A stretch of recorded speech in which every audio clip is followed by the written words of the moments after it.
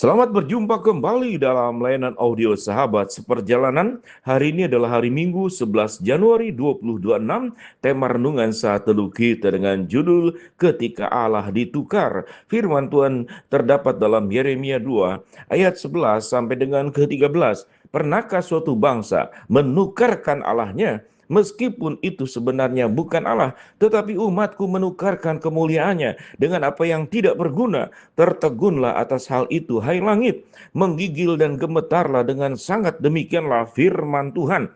Sebab 2 kali umatku berbuat jahat, mereka meninggalkan aku, sumber air yang hidup, untuk menggali kolam bagi mereka sendiri, yakni kolam yang bocor yang tidak dapat menahan air. Mari kita berdoa.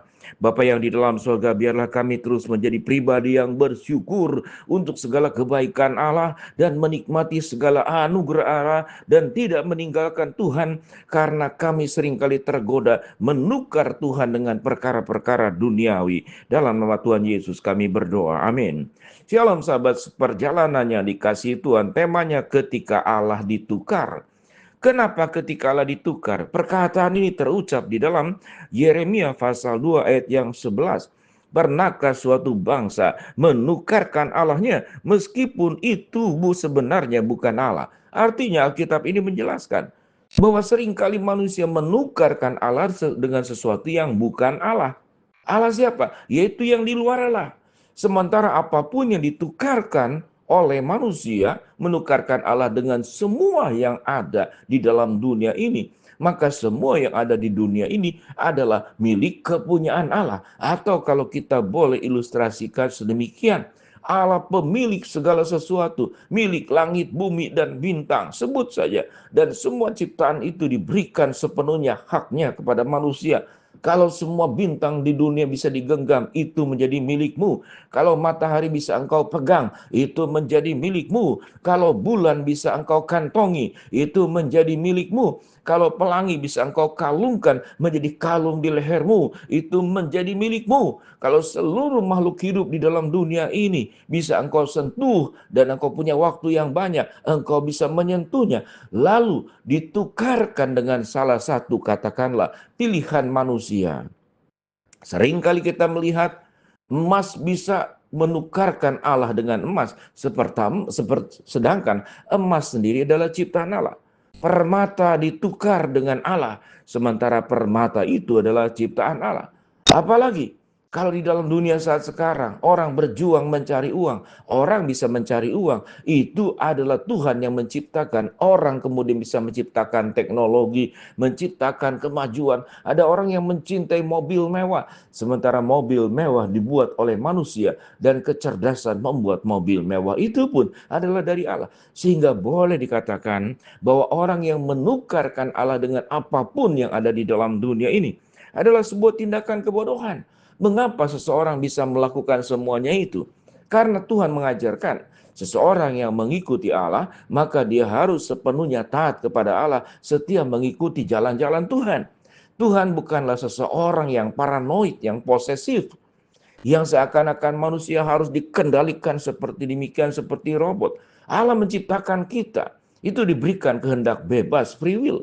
Kita bisa memilih. Allah menginginkan kita hidup bahagia. Allah menciptakan segala sesuatu agar kita mengalami sukacita. Namun ada satu lubang besar yang berhati-hati Allah menjaga kita supaya tidak jatuh ke dalamnya. Apa itu lubang besar? Yaitu jatuh di dalam dosa. Itulah lubang besar. Lalu digambarkan pada ayat yang berikut. Tertegunlah akan hal itu, hai langit, menggigil dan gemetarlah dengan sangat. Jadi langit diminta untuk menyaksikan inilah manusia yang sedang menukarkan Allah dengan pilihannya sendiri. Jadi meminta langit tertegun menyaksikan perbuatan-perbuatan manusia yang menukarkan Allah. Menggigil dan gemetarlah dengan sangat. Siapa yang menggigil dan gemetarlah dengan sangat? Ini dikatakan kepada alam di luar manusia. Geleng-geleng kepala. Ada manusia yang seperti demikian. Kalau kemudian saya ungkapkan dengan kalimat yang saya bisa sampaikan. Sebab 2 kali umatku berbuat jahat. Mereka meninggalkan aku, sumber air hidup. Allah sumber air hidup, gambaran kedua. Lalu mereka menggali kolam bagi mereka sendiri, yakni kolam bocor yang tidak dapat menahan air. Allah sumber air hidup, tetapi mereka mencari air yang lain yang kemudian sifatnya disimpan dalam kolam yang bocor. Kolam yang bocor kalau kita boleh ilustrasikan, kita tarik lebih jauh. Apapun yang kita cari, selain air kehidupan yang dari Allah, kita mungkin mencari air yang lain. Air adalah lambang orang yang punya kehausan. Orang yang haus dan lapar akan kebenaran akan dipuaskan. Tetapi ada orang yang haus mencari air yang lain. Haus kekuasaan, haus popularitas, haus berbuat dosa, haus dengan hawa nafsu. Manusia mencarinya, lalu mengumpulkannya, menikmatinya, maka digambarkan seperti orang yang menyimpan air di kolam yang bocor, maka kapan penuhnya? Karena kolam yang bocor tidak bisa menahan air. Adakah Israel itu budak atau anak budak? Maka mengapa ia menjadi rampasan? Terhadapnya singa-singa budak mengaum, menyaringkan suaranya. Negerinya dibuat orang menjadi tandus, kota-kotanya terbakar, tidak berpenduduk. Bahkan orang-orang Memphis dan Tahpanhes telah menggundul batu kepalamu.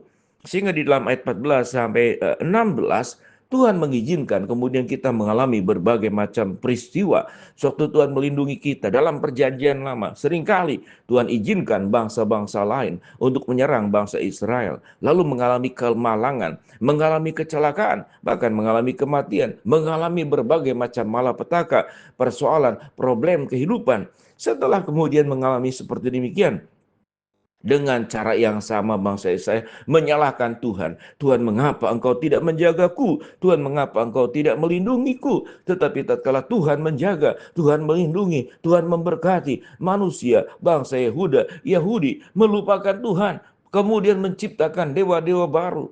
Lalu kemudian hidup di dalam keinginan dan hawa nafsunya sendiri. Mencari jalannya sendiri. Sungguh tidak memungkin, sungguh sangat tidak dimengerti, sampai kemudian firman Tuhan berkata, pernahkah suatu bangsa menukarkan Allahnya meskipun sebenarnya bukan Allah, tetapi umatku menukarkan kemuliaannya dengan apa yang tidak berguna. Tertegunlah hal itu, hai langit, menggigil dan gemetarlah dengan sangat. Sebab 2 kali umatku berbuat jahat, mereka meninggalkan aku, sumber air hidup, untuk menggali kolam bagi mereka sendiri, yakni kolam yang bocor yang tidak dapat menahan air. Berulang-ulang membaca ayat ini, biarlah apa yang dilakukan, kekurangan keberdosaan daripada orang Israel, itu tidak kita lakukan. Bila kita boleh terus berpusat kepada Kristus, Allah yang tidak boleh ditukarkan oleh apapun. Sementara Tuhan yang sudah menukarkan dirinya sendiri, yang tadinya adalah sebagai Allah, menjadi manusia, mati di atas kayu salib, dalam rangka mencintai kita, memberikan yang terbaik. Masakan kita yang sudah ditebus oleh Allah, yang sudah dicintai oleh Allah, Allah yang mau menjadi manusia datang ke dalam dunia, lalu kita akan tukarkan Allah yang luar biasa dengan perkara-perkara yang duniawi, yang membuat kita jauh dari Tuhan dan dalam keberdosaan. Berhentilah, jangan menukarkan Allah dengan apapun. Mari kita berdoa. Bapa dalam surga, terima kasih buat kebenaran firman Allah yang kami pelajari. Hamba-Mu berdoa buat sahabat seperjalanan yang sakit, Tuhan jamah sembuhkan. Yang sedang menghadapi masalah, Tuhan bukakan jalan. Yang sedang berdoa mengharapkan sesuatu, Tuhan kabulkan sesuai dengan waktu rencana Tuhan yang terbaik. Di dalam nama Tuhan Yesus kami berdoa. Amin. Shalom, Tuhan memberkati kita semua.